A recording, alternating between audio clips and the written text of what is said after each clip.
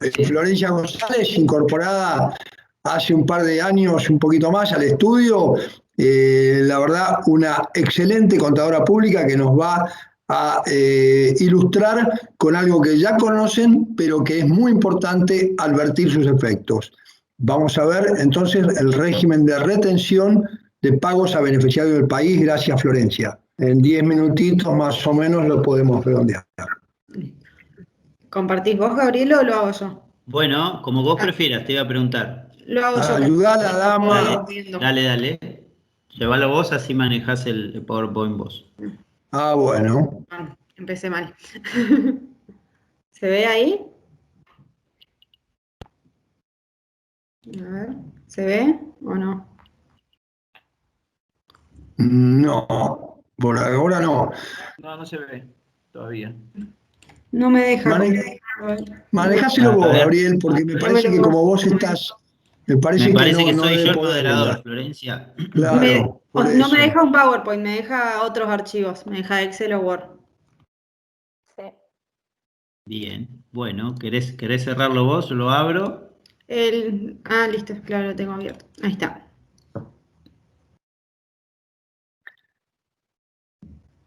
Bueno, no te preocupes, Florencia. Ahí vamos Ahí va. con la temática.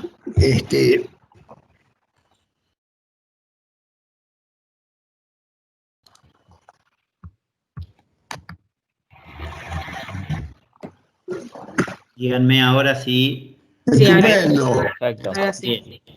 Sí, se ve perfecto.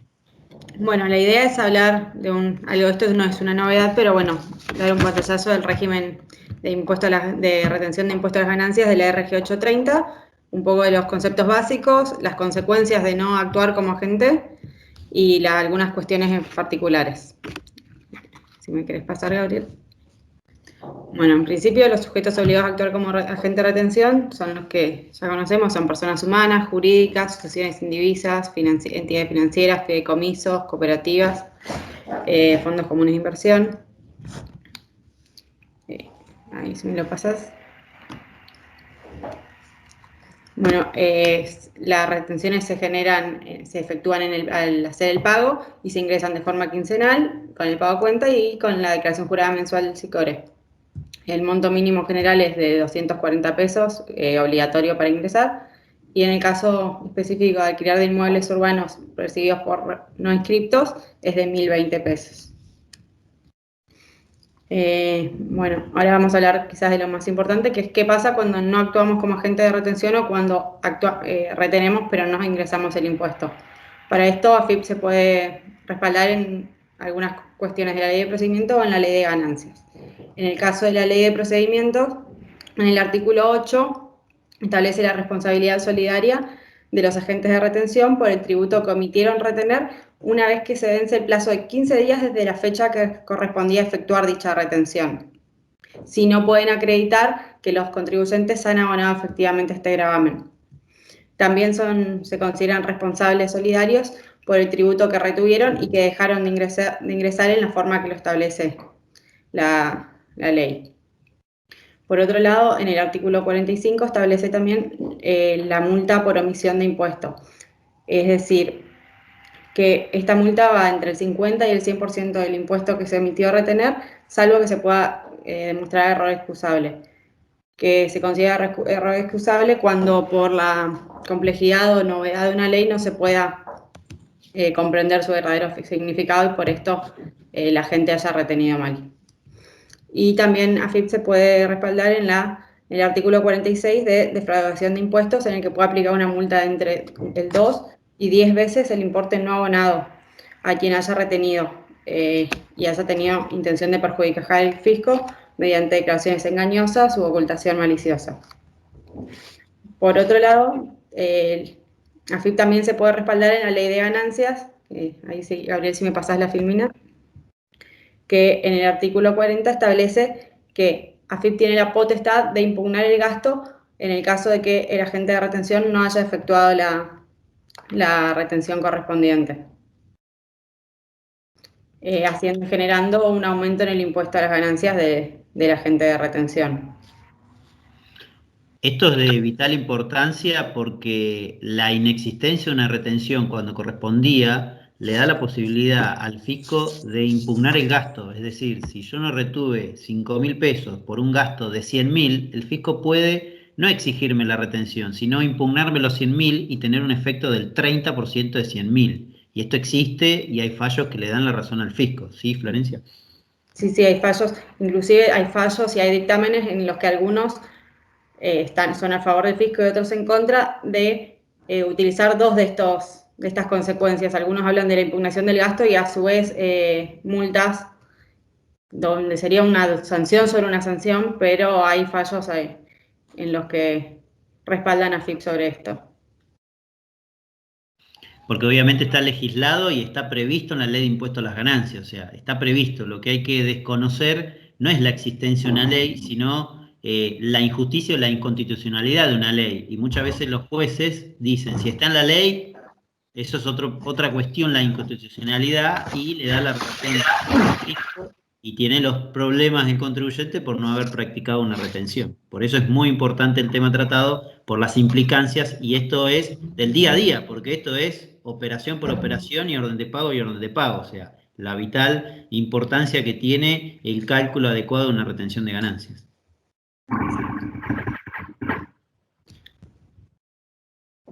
Bueno, ahora vamos a hablar de algunos casos especiales donde se calcula o hay algo distinto. Por ejemplo, en el caso de las autorretenciones, estas se deben realizar cuando o el responsable omite realizarla o cuando el sujeto que nos paga no está obligado a practicarla, como en el caso de que recibamos un cobro de un monotributista o un organismo internacional.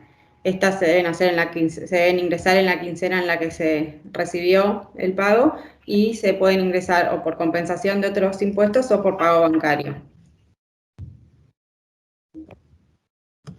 Sí. Si me pasas la filmina, Gaby.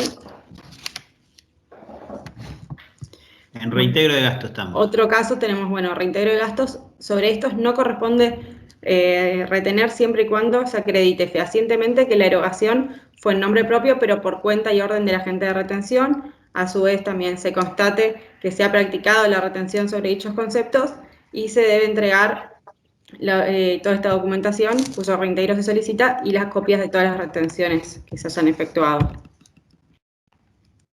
Moneda corriente en la vida diaria de las empresas, el reintegro de gasto, por lo general vinculado a los gastos de directores, ¿sí? En donde hay que tener en cuenta esta situación para que no corresponda ninguna retención, lo que específicamente establece la resolución. Bueno, otras cuestiones como por ejemplo cuando hay una cesión de créditos, la retención se efectúa cuando se pague a los beneficiarios del importe del crédito cedido y sustituye la retención que debería efectuar el deudor original. Otra situación también pasa cuando se paga locaciones de inmuebles rurales y en un solo pago se pagan sumas que van corresponden a más de un mes. Entonces se debe adecuar el mínimo no sujeto a retención a la cantidad de meses o fracciones de meses abonados.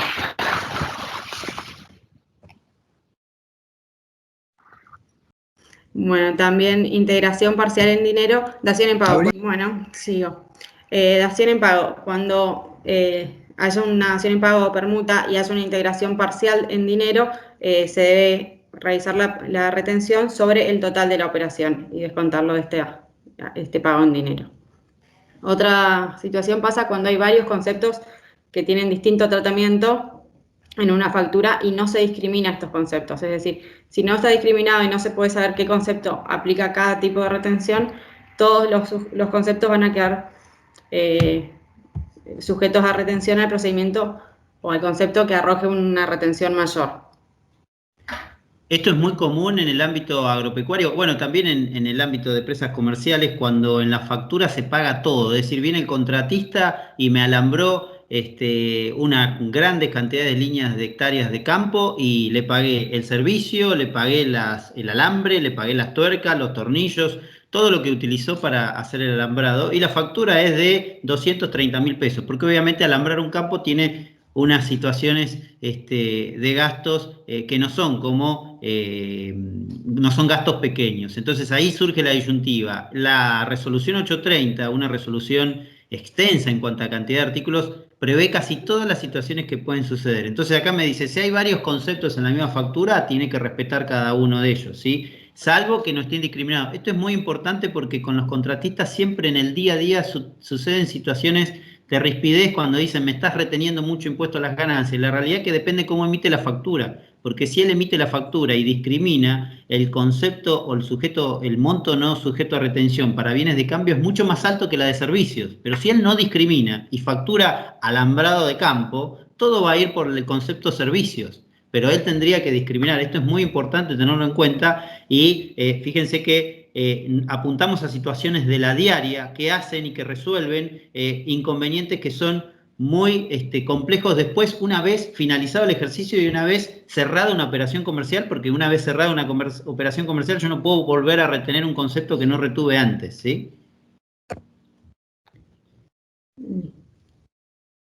Bueno, en el caso de honorarios a directores y síndicos, cuando existan, previo a la asignación de honorarios, existan adelantos cuyo total sea menor a lo que se le asigna, la retención se va a calcular solamente por el monto no adelantado, no pagado anteriormente.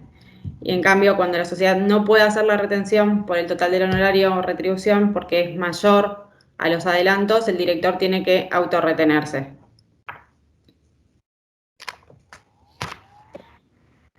Y bueno, y acá tenemos un cuadro con los más comunes que utilizamos frecuentemente, los conceptos con el porcentaje a retener y el monto no sujeto a retención. Y como comentario, lo más importante es tener en cuenta que cuando se pagan servicios a personas físicas que no estén organizadas en forma de empresa, siempre va por profesiones liberales y no por locación de obras y servicios.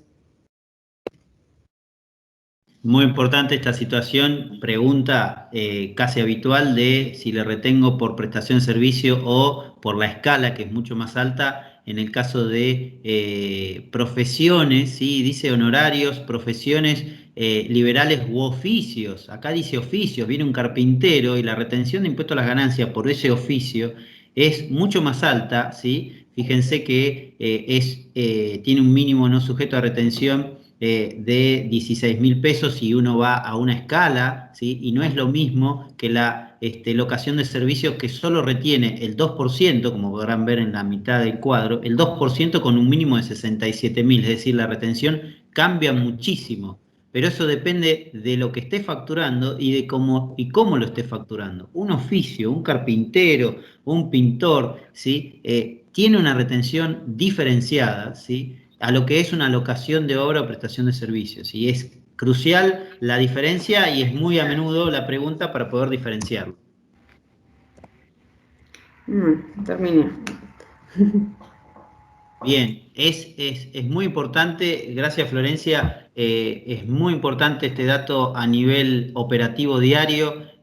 Tienen que tener en cuenta las empresas en las configuraciones de sus sistemas la tabulación correcta del régimen de retención, porque en la mayoría de los casos, en casi todos los presentes aquí, trabajan con un sistema que elabora órdenes de pago y que la elaboración de la orden de pago genera directamente, ¿sí? Genera directamente la retención en forma automática. Esa configuración del sistema hay que tenerla en cuenta porque ante una omisión de retención le da la posibilidad al fisco de impugnar el gasto directamente, ¿sí? Y ante una retención errónea, ¿sí?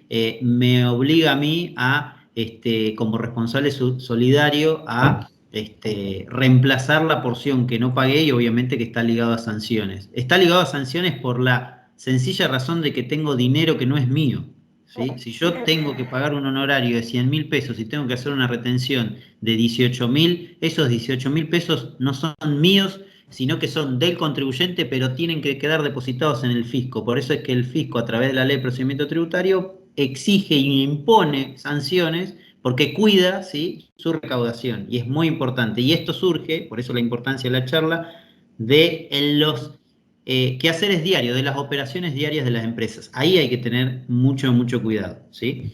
¿Alguna duda respecto de lo que ha planteado Florencia en este tema tan diario?